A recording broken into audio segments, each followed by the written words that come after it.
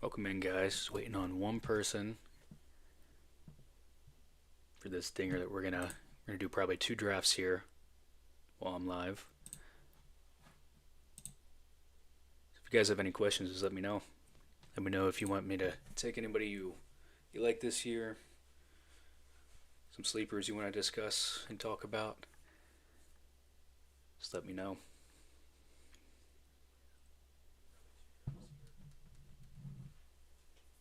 Hoping we get a top five pick here. Get Otani, Judge, Soto, Ronald, or Carroll. And if not, we'll make it work.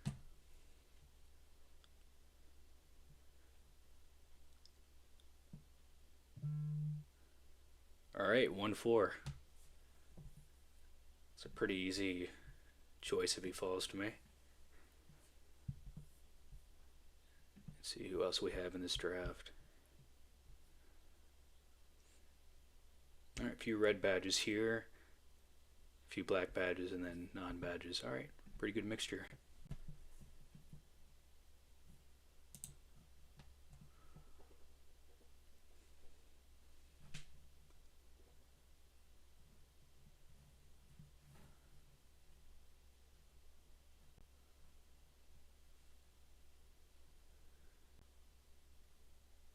BRDMC. Yeah, I've seen him in most of my drafts here.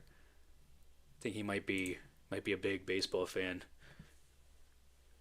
I don't really know him that well, but usually a pretty cool guy in these drafts.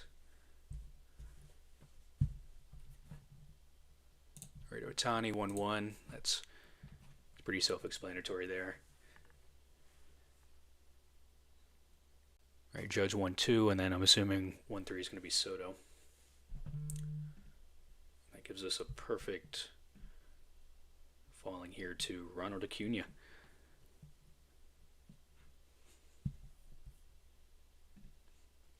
So ideally at 21, may look for infield. Not really high on pitching here. I guess as I've done probably 15 times already, I guess I'm going to do Acuna and Matt Olson once again. It's usually how it goes around here. Stacks are pretty important in these dingers. Try to at least stack 2 to 3 on one specific team.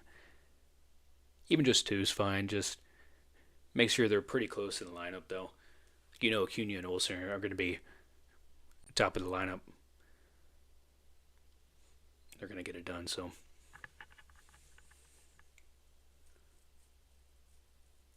All right, Julio at 8. Bobby Witt at 9. Seen Witt move back quite a bit from 6 to that 8 or 9 range. I don't think there's anything wrong with him. I think it's just people would rather have an outfielder more so than an infielder that early.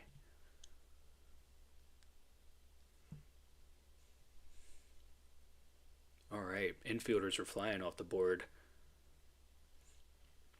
So disregard what I just said.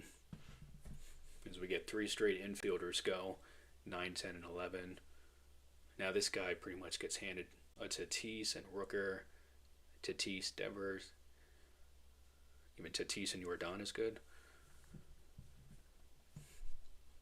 There's really no bad pick here.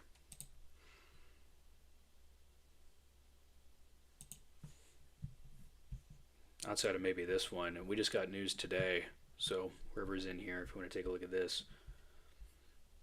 Supposedly Jarren Duran's not going to start against left-handed pitchers this year, which is huge news. Because if you're drafting him as your first outfielder, even second, I mean he's a top 2 to 3 round pick. So you're pretty much taking a guy that's going to platoon where, I mean, I'd argue you can get a guy like Mickey Moniak for pretty much the same value if that's the case. So I think for now I'm gonna full fade Duran until we hear some other competent news about that. That's definitely not good news. All right, Skubal goes at 14. Wow, we have a Vladdy at 13. All right, Rooker finally goes at 15. Devers is still on the board. He goes.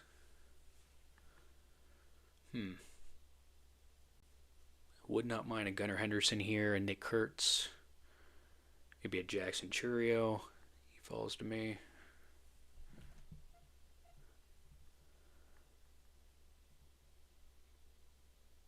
Cal Raleigh at 17. All right, that's a really good stack. If you have the balls to do it, I would definitely do Cal at 17.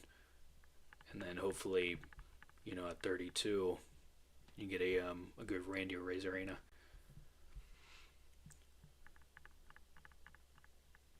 Okay, so the good thing is we have one of these infielders that are going to fall to us here.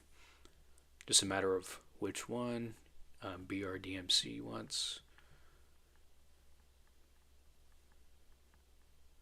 All right, he takes Nick Kurtz, so we have Gunnar Henderson graciously falling to us there. So now, not to jinx myself, but we have the opportunity to get either Pete Alonso or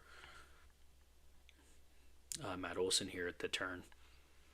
And I don't mind taking two infielders at that point. We can definitely get some outfielders later on in the draft.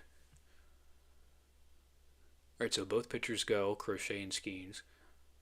So the guy at the turn has an opportunity to get Churio and Lindor.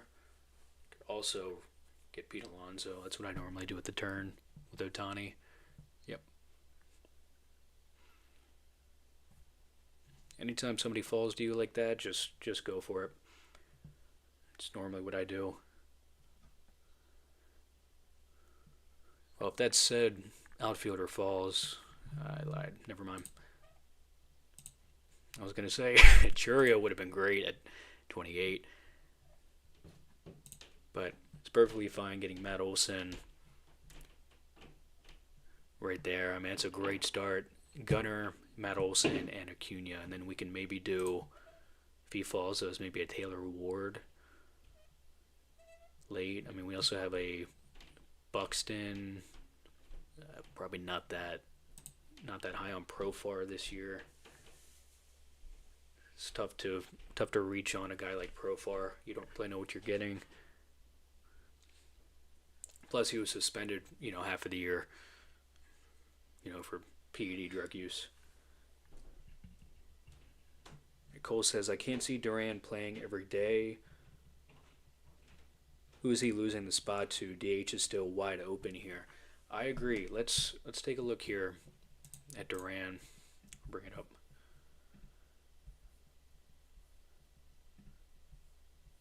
I'll keep this on the screen for anyone to read here.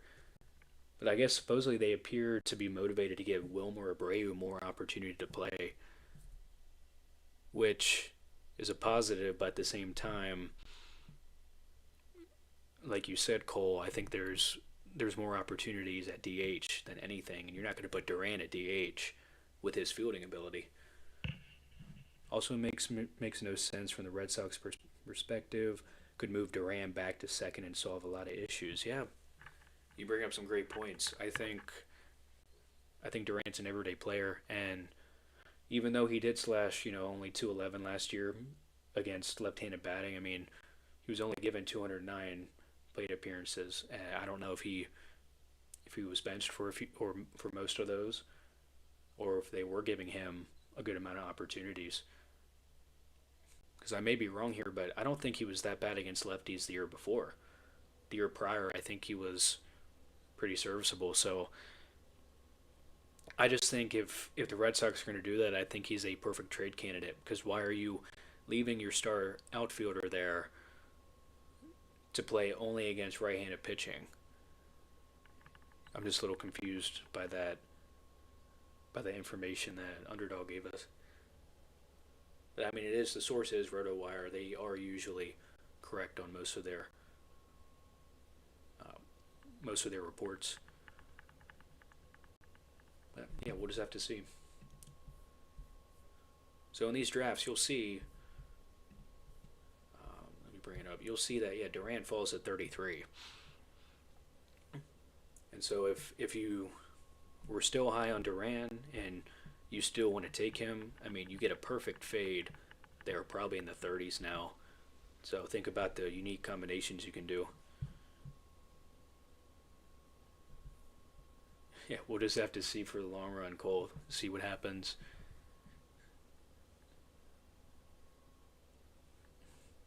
I mean, he's a guy that he is a um, double machine, triple machine. Can hit about 15 to 20 homers a year. And speaking about 15 to 20 homers and multiply it by probably 40, 30, or not multiply, but add, we get a beautiful Taylor Ward to fall to us, creating a perfect Baltimore and Atlanta stack to start our draft. So can't ask for a better start there. Let's see, beer, yeah, nice start from the guy behind me. Gets a really nice Soderstrom drop. You guys can see here. Soderstrom falls to 44. He also gets Langford. Nick Kurtz falls to him, and then also starting off with Corbin Carroll. So this is starting off to be a pretty good draft so far. Now I do have to make some decisions at 52, but when I continue to do the Atlanta stack and get Riley or probably take another outfielder. I'm just not high on Riley here. I mean, the only way I think I would take Riley is with a stack, and that being Atlanta. I'll show his numbers. Now he was hurt most of the year. He's had some injuries in the past. I mean, I know we all look at the 22 and 23 seasons, and you have 1,500 points for both of them, but again, is he the player that he used to be? I mean, that's two straight years that he's played half of the year. I just can't justify taking that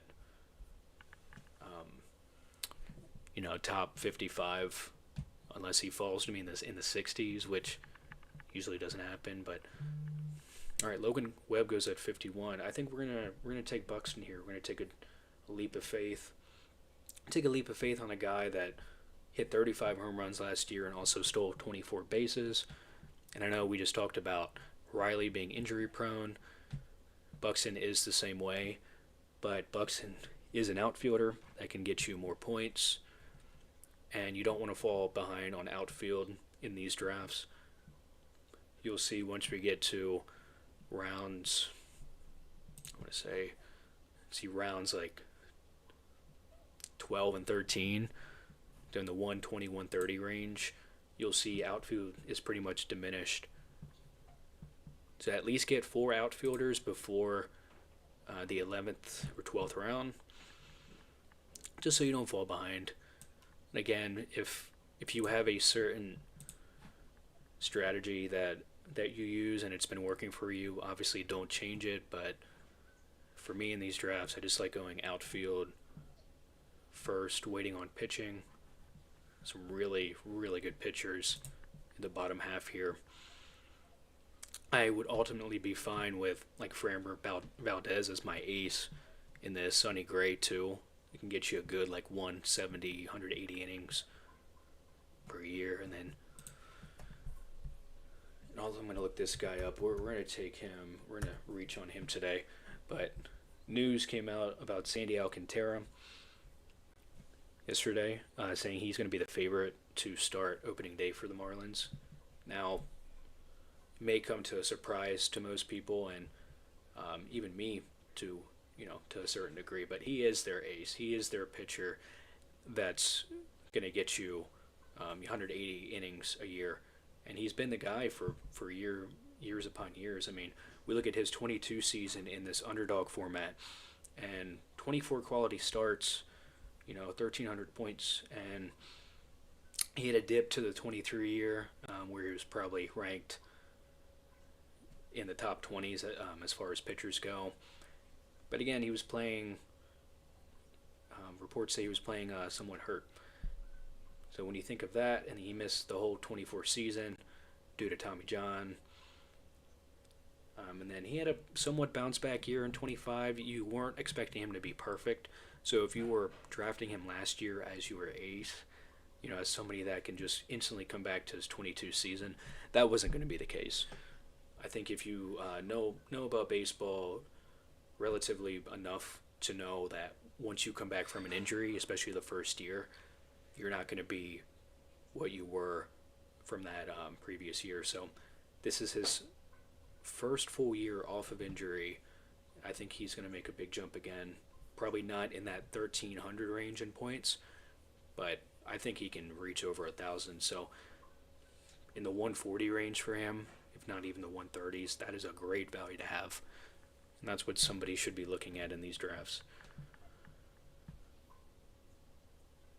So I just rambled on for quite a bit, but back to the draft. Profar goes 3 picks before us.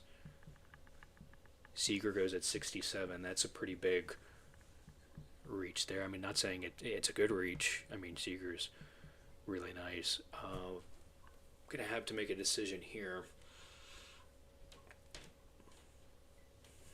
because that said pitcher's there, and that's actually who I wanted in that situation. So we are going to take Logan Webb to be our ace in this situation. Really enjoy seeing you bring him up. I love in 22, 185 innings, 2023, 190, and then 2024, 208 before he ultimately got injured for the start of the 25 season. But he came back, and he was even better, I think, than he was in recent years. Not ERA-wise, but WHIP, he was still good. But the strikeout ratio, being over 30%, it's probably not going to stay. Oh, sorry, Cole, I just saw you commented. Just snagged Sandy in an Elam today, paired him with Erie at the 130 range. Love that pick. I'm glad you agree, Cole. I think that's going to be probably the best pick in the draft, value-wise. If he can stay healthy this year and get you 180 innings. I don't necessarily think that Sandy Alcantara is like an innings eater, and what I mean by that is he's not just going to go out there and get like 6 or 7 innings with a terrible strikeout rate. I am up. Okay, good to know. I'm actually going to take, I don't usually do this, but since he just fell to us, I'm going to take Mike Trout here at 76. I don't have much of Mike Trout. As my 4th outfielder, I'm fine with it. We are going to get 2 more outfielders here in the next 4 rounds, so I don't hate the dip on that. I really do like Stowers this year, but I can't have like $400 worth of Kyle Stowers. You have to mix and match here, and in this contest, I'll show you guys in this. If you're not familiar, should have highlighted this beforehand, but it is a $15 contest on Underdog for the whole season, max of 150 entries. So if you were to max 150 times 15 would get you in, somewhere around like $2,000 to max. So if you have that, have that capital, I would highly recommend maxing this tournament. It is one of the biggest baseball tournaments around, especially here on Underdog. So give it a shot. It is fun. Okay, we do have Stowers go at 80. So Stowers from ADP 75 all the way down to 80. Freed went at 81. I'll bring the board up so you guys can take a look at everybody else's picks. Okay, Vinny at 82. It's not surprising here. This guy had a good start with 4 outfielders.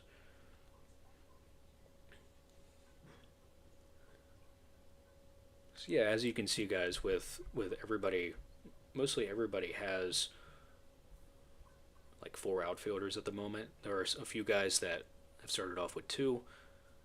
Again, not a problem, but you'll see later on in the draft, outfield will continue to to skyrocket up the screen. People will reach because they want to make sure they have enough outfielders.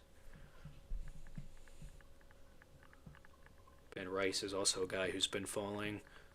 Somebody that I most likely will fade, almost like a Duran now, because he could also be a platoon bat with Paul Goldschmidt, who just got signed back to the Yankees.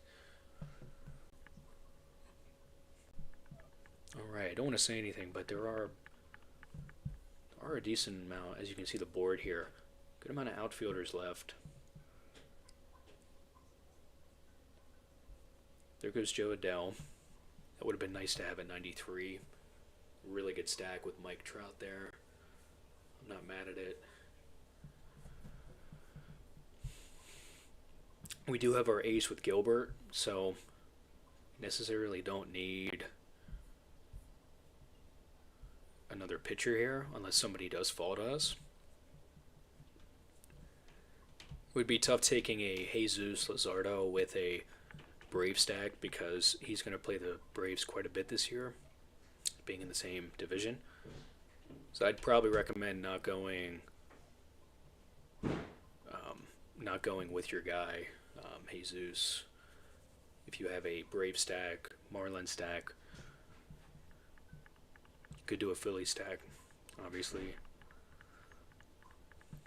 All right, one pick away. Suarez goes 91. I was looking at him. I don't mind taking that said outfielder that's best available. And he goes, which is okay because we are going to transition to a Heliot Ramos in this situation. Get our fifth outfielder. Makes up for the Mike Trout pick that I wasn't high on. I get another good outfield guy that's going to bat top 5 in the lineup. So we'll take it. I didn't want to just reach on like a Cedane Rafaela here at 100 if I had to do it. I mean, Adalis is okay, but I would definitely want Heliot more than Adalis based on Heliot doing a little bit more with the bat.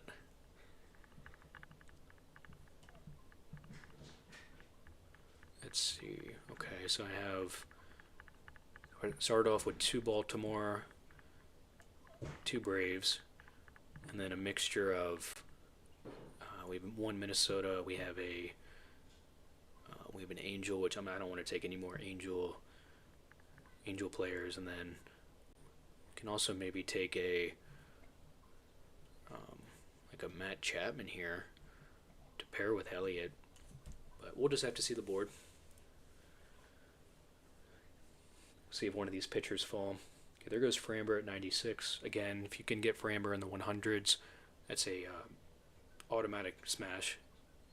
Don't even think about it. Just take Framber. It's going to get you 180 innings a game. Has a great offense and defense behind him. So he's guaranteed a good amount of wins in this situation.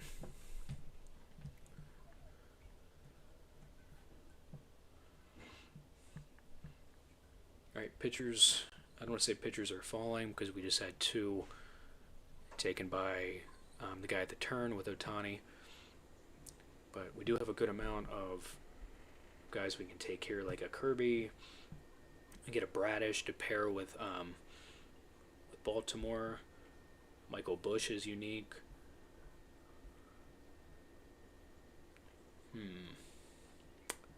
Some tough decisions to make here. I think I have more Kirby than I do Bradish. So we'll just talk this over for like 10 seconds. So I pair Gilbert with Kirby. I get Bradish too. I'm just going to go... I'll go Kirby. I like Bradish, but as my 2, it's really tough to figure out if Bradish is going to have a year where he can go over 150 innings. He is coming off an injury too. Pitched very well last year in limited innings. I think he had 31 innings last year, 41 Ks. But it's just tough taking him as your number two because you just don't know what he's going to do the whole year. He may be good for half a year, maybe even a few months, and then he's back on the injury report. So Gilbert and Kirby are also guys that were injured last year, but I think they're past that. I think they come back this year and give you another 170, 180 innings of work. So when in doubt, just take Seattle pitching. Can't go wrong with any of these guys that are going to be in the rotation. All right, so we got our two pitchers. So we're going to definitely look at infield up next. And unfortunately, I don't think we are going to get the likes of Jackson Holliday to fall back to us, Matt Chapman with Ramos here. Again, I'll give you guys the board so you can take a look at what everyone's doing here. I don't mind a Jeremy Pena up here. Torkelson, really good for your third. I think I've been smashing Nico Horner a little bit too much for the past few days. I think Nico Horner is one of those guys that he's not going to get you the power, but he's definitely a really good base stealer, good contact numbers. And he's in a contract year too. So anybody on a contract year, I think, is going to have more incentive to play better. Obviously, everyone's trying to play as best as they can, but when you're in a contract year, I mean, everything's on the table. You have to just perform as best as you can. It's almost like a job interview in that way. So I do think the Cubs want to keep Nico, but Nico could potentially get a better offer in free agency next year.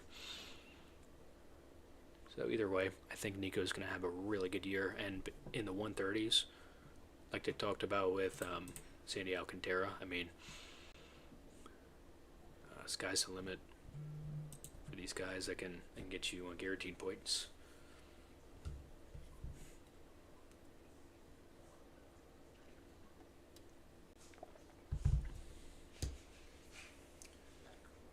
All right, so Jackson Holliday does go at 110,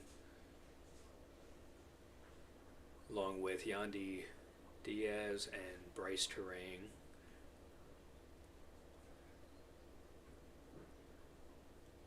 So we are seeing a lot of a good amount of infielders go at the moment. Not what we like to see. There goes Langeliers. It's a good stack with Brent Rooker there. I usually do the same in that situation.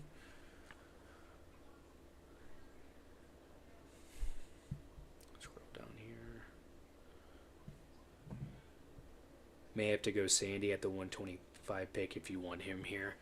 Yeah, good observation, Cole. I think I'm definitely going to do Alcantara at 125. Yeah, no way would he come back to me at 141, just based on the recent news. Maybe a week ago, we'd be able to get Alcantara in the 140s, but certainly not with the news we were given yesterday.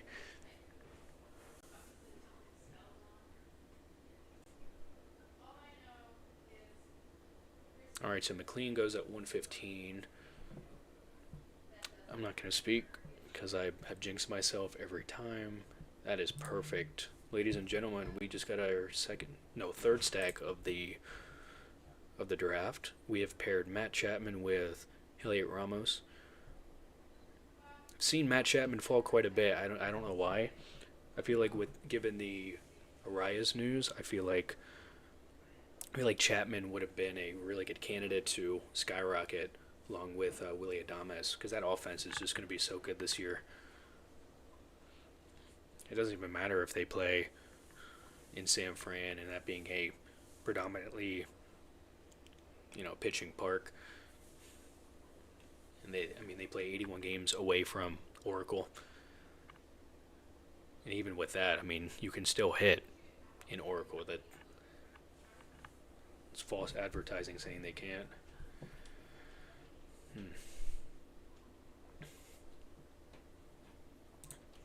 All Alright, so I did say I'm going to reach on Sandy here, which I'm okay doing.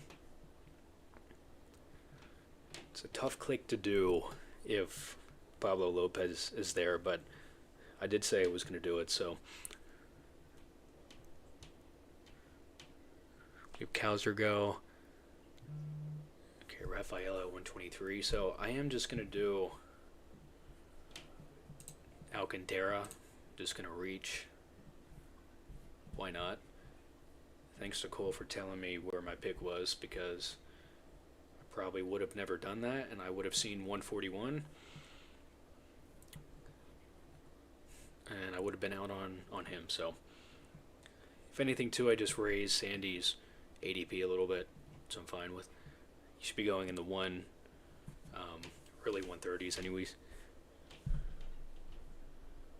Alright, so Pablo does go at 125. That's usually who I would take, but again, I want to highlight Alcantara as much as I can in these drafts.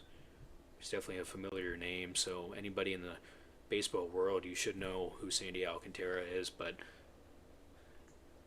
for him going in the anywhere over 130, even 120 at this point is absurd. So get him while you can before his value skyrockets.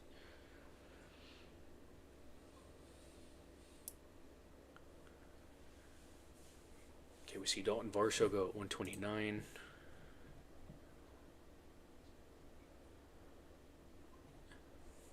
Gives that guy 7 outfielders. So now, in his eyes, I think he'd be done at outfield. We have some catching up to do. Realistically, don't want to reach on somebody. I have a few guys in mind here. If we look at the board, I mean, with the recent news we just acquired, I mean, maybe taking a shot at him, unstacked. Same thing with Marcell Ozuna too.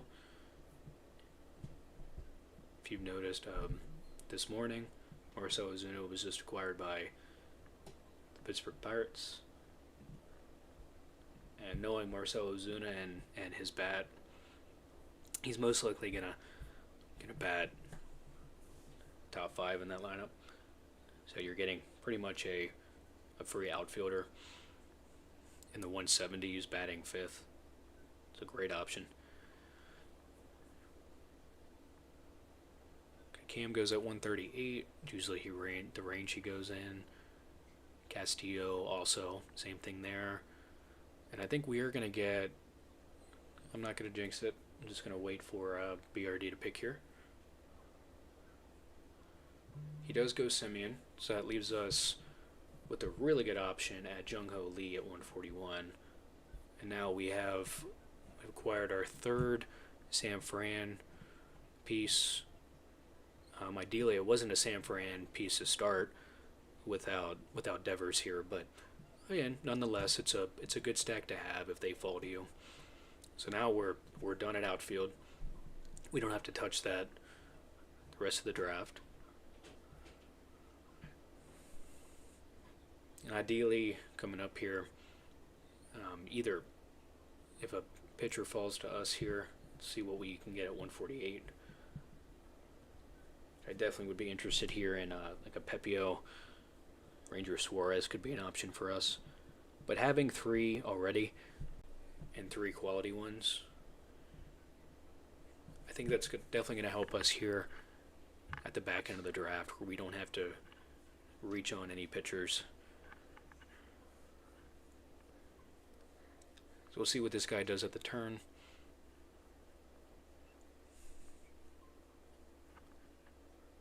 Okay, there goes Ozzy Albies.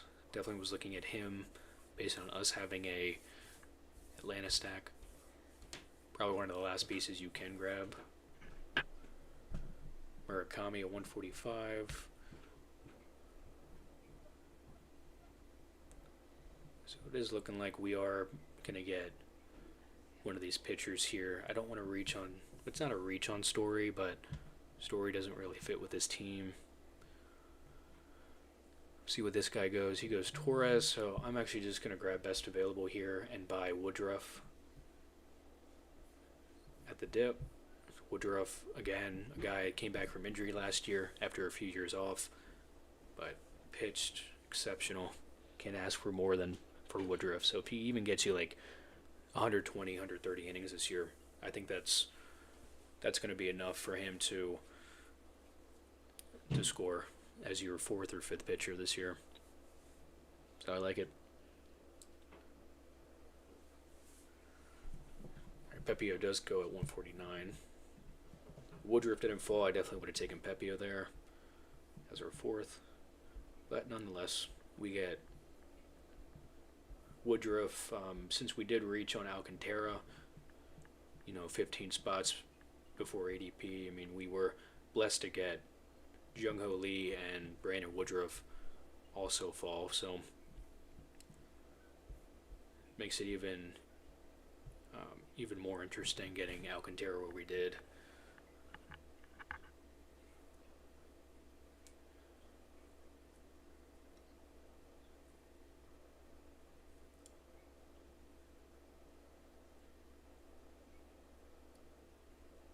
We're definitely going to go infielder here.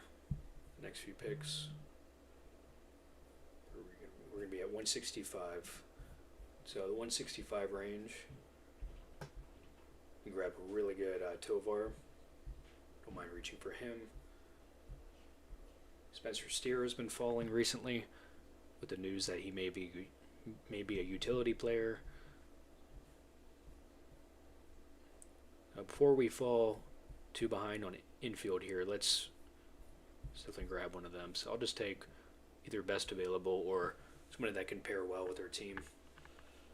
And at the moment we have Gunnar, Ronald, Buxton, maybe even Trout, and then Elliott and Jung-Ho Lee that are going to be able to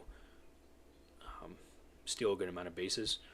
You don't always want to take just power hitters or contact hitters. You want to mix and match who you take.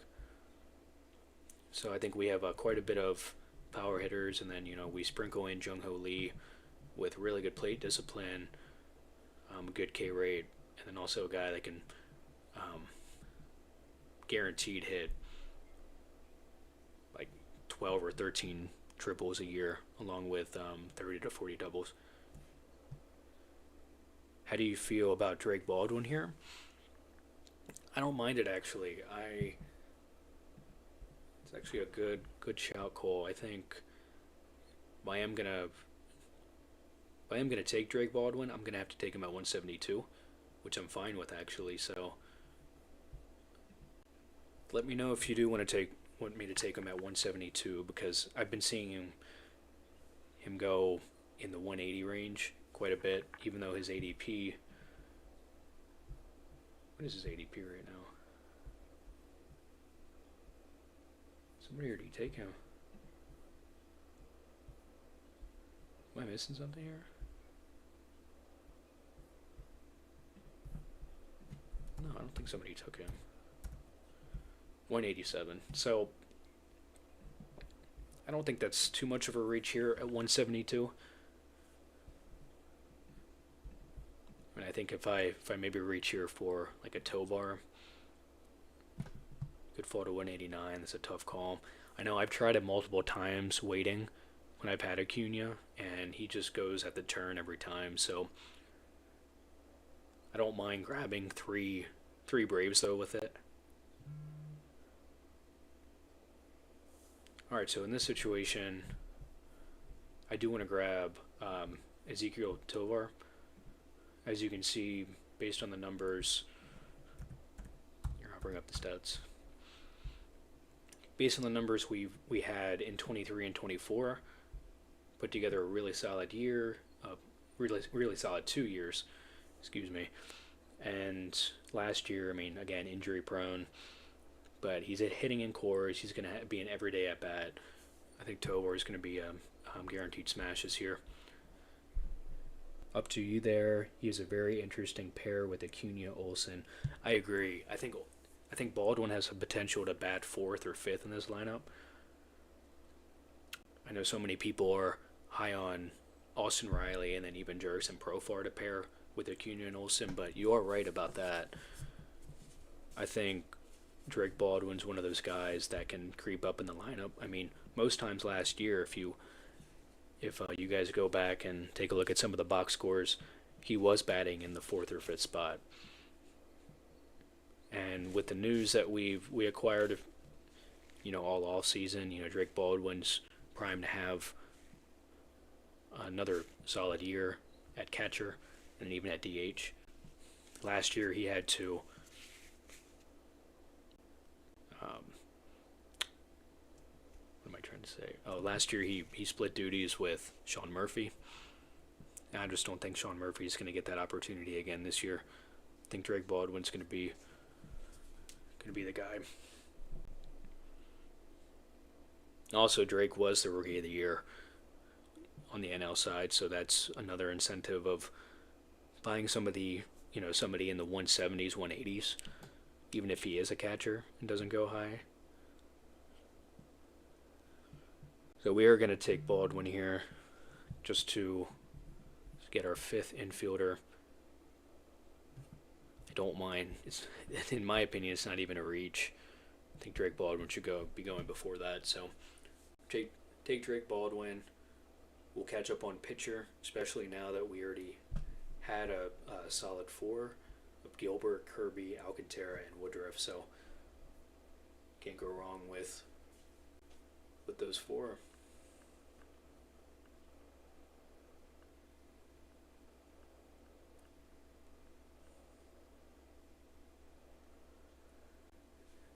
Ideally for pitchers,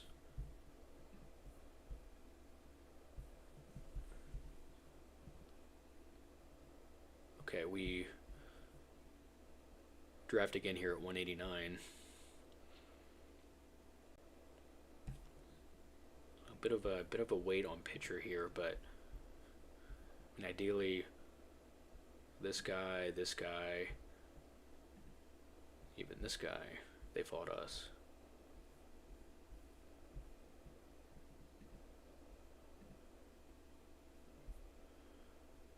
I think all three of them have the potential to be top 25, top 30 pitchers this year. Again, good to buy later than expected too. If you look at Mitch Keller is guaranteed. Well, nothing's guaranteed, but if we were to look at the last few years, I mean 194 innings, 178 innings, and 176. Even last year on a down year with 176 and less strikeouts, he still put up 853 points and 17 quality starts. So it's a guy that's going to get you at least 6 innings a night. So I don't know why he wouldn't be going in the 180s, 170s. Maybe based on his low strikeout upside. Like a Seth Lugo in a way. I mean, even Merrill Kelly's going before him, and I know Merrill had a solid year, but Merrill Kelly is more injury prone than Mitch Keller. So again, if you just fluctuate, between the two of them, it's ultimately fine too. Shane Smith is a good option too, as the White Sox ace. But we are definitely going to take pitcher here.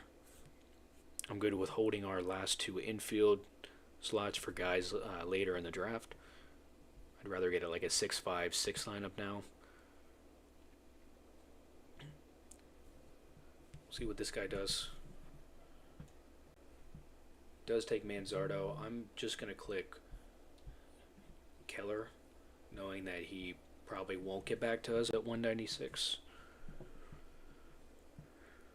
I feel confident in getting Keller, and then we can take one of these guys that falls to us. So Merrill Kelly does go right after us, which is fine. But if you give me the likes of, Sasaki, Bubic, and Matthew Boyd in a way, and yes, supposedly Shane McClanahan is looking healthy at camp, from what I've heard recently. That's even an option to get you. I mean, to get you what halfway through the year, because he is probably going to be on a innings restriction. Not necessarily throughout the game, but more so for the year. They're not going to throw him in and have him pitch 160, 107 innings. All right, so there goes Emmett Sheehan and Sasaki at the turn. It's not a surprise with him having Otani. Maybe a few more Dodgers to go along with it.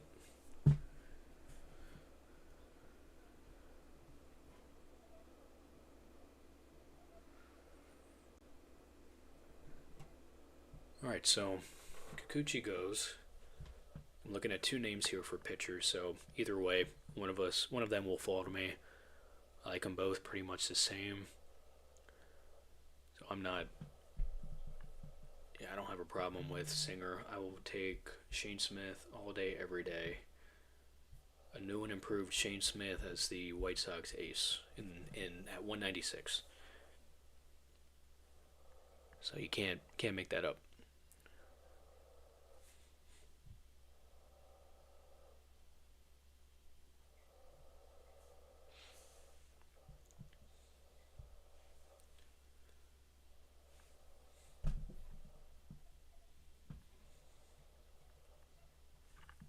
We'll take a look at.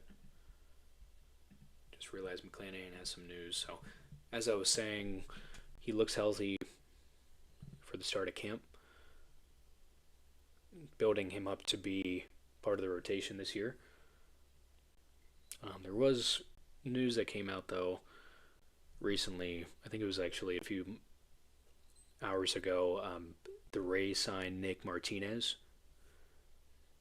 and supposedly Nick Martinez, he was a former starter. I think they want to make him into a starter for this season. So another guy that can, he's an innings eater, get you over 100 innings this year, but they want to put him in the rotation. So that does take up another spot from somebody else. So we want to look here at the Rays rotation. It's honestly a tough call because I feel like you do have Pepio as your so-called ace. If McClanahan is healthy, he'll probably be slated or slotted in at the 3 or 4. Rasmussen, another guy, hasn't pitched over 150 innings pretty much his whole career. So it's a tough click there in the 200s in my opinion. Then you have the likes of Ian Seymour, prospect, pitched pretty well out of the bullpen last year, made a few starts. Joe Boyle is another name. It's another what-if candidate. Started quite a few games last year. But it's more the control issue with him more than anything else. And bringing in Nick Martinez, probably slated to be your fifth. The Rays have a good amount of options now, but I do see McClanahan being part of that rotation moving forward.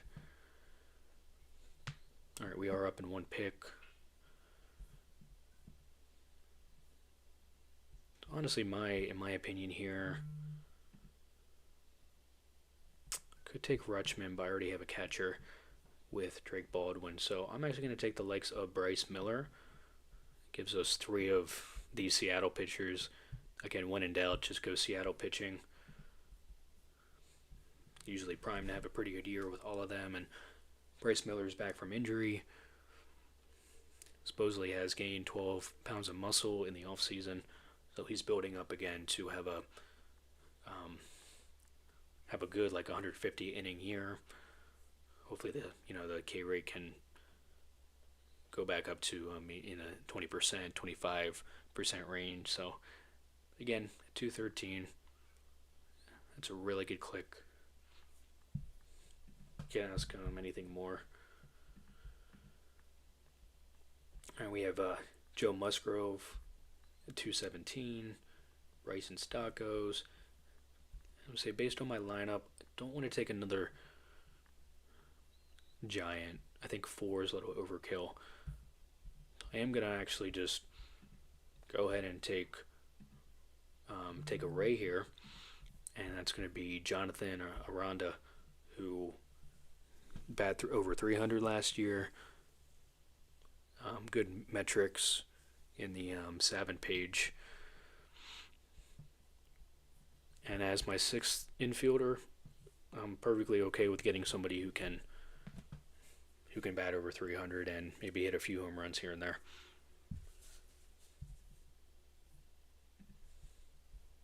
Usually, at this part of the draft, we do get some wonky picks. People are going to take their guys. We got a Quinn Priester at 222.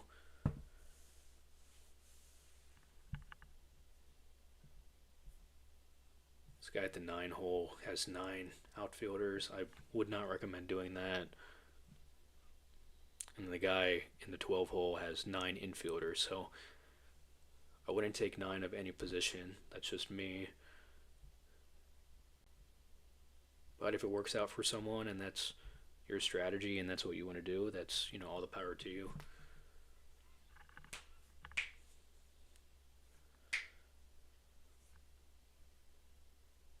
Owen Casey at 224.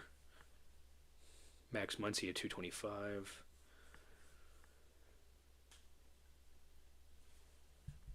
So, hypothetically speaking, if we can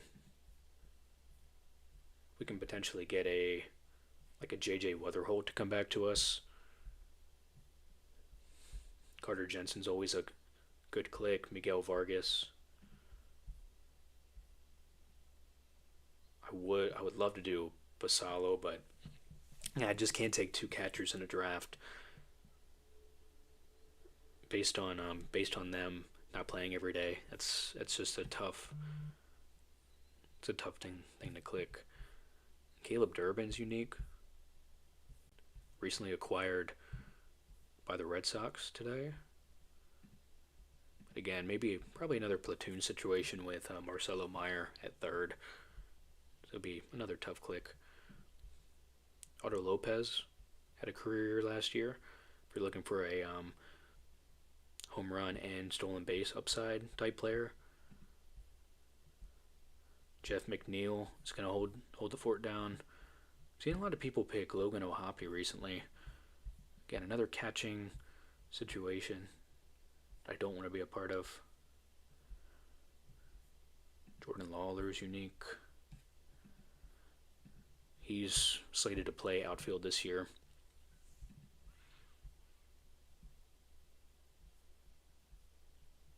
So again, just a good few clicks here at the bottom of the board. We'll see where everyone falls. Yeah, too bad Araya's couldn't get back to us. That would have been my first option.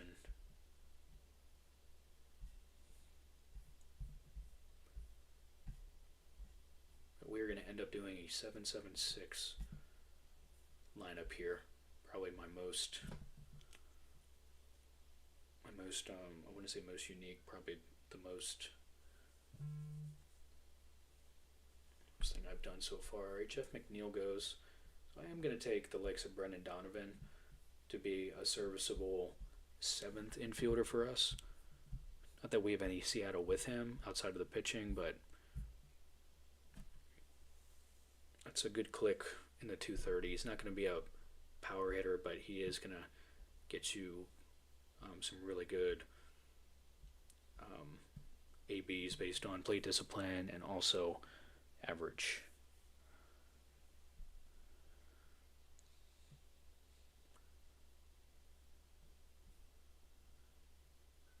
We'll see what this guy does, and then I'm not sure if I have another time or more time for another draft.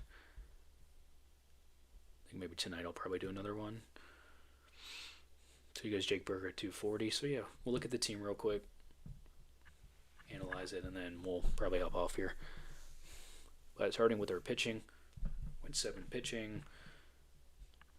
Started off with Gilbert and Kirby, a nice, Seattle duo right there. Alcantara we reached on. based on the news that we acquired yesterday about him being the opening day pitcher, I just think that solidifies his spot on the Miami team. He's not going to be a trade candidate. He's going to stay in Miami for as long as he can. Bought the dip on Brandon Woodruff. Really good, solid pitcher. Excuse me, for Milwaukee. Probably their ace, if not their two in that rotation. Mitch Keller, a really good innings eater. He's going to get you at least 170 innings a year, so that's serviceable if these top four pitchers don't produce points for a week. I mean, you have the likes of Mitch Keller there to back you up, and same thing with Shane Smith, ace of the White Sox as of right now. So we're excited about that, and also Bryce Miller just as our wild card candidate. Again, like I said it like 3 times now, but when in doubt, just take Seattle pitching no matter what. And then infield, we stacked Gunnar Henderson with Taylor Ward in our outfield. Same thing with Chapman and Acuna. Or no, I'm sorry, Chapman and Ramos and Lee, and then Matt Olson we have with Acuna. And then just took an unstacked Tovar, Aranda, and Donovan, and then we reached on Drake Baldwin quite a bit, which is perfectly fine with me, thanks to one of our viewers in the chat. And then, like I said, Acuna, Ward, we got a random Buxton, but Buxton is serviceable in that round 5 range. Mike Trout, since he fell to us.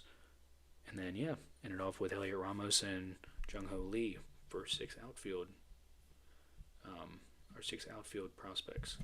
So that's going to do it. I think that was a pretty good draft. Probably draft more tonight if you guys are around.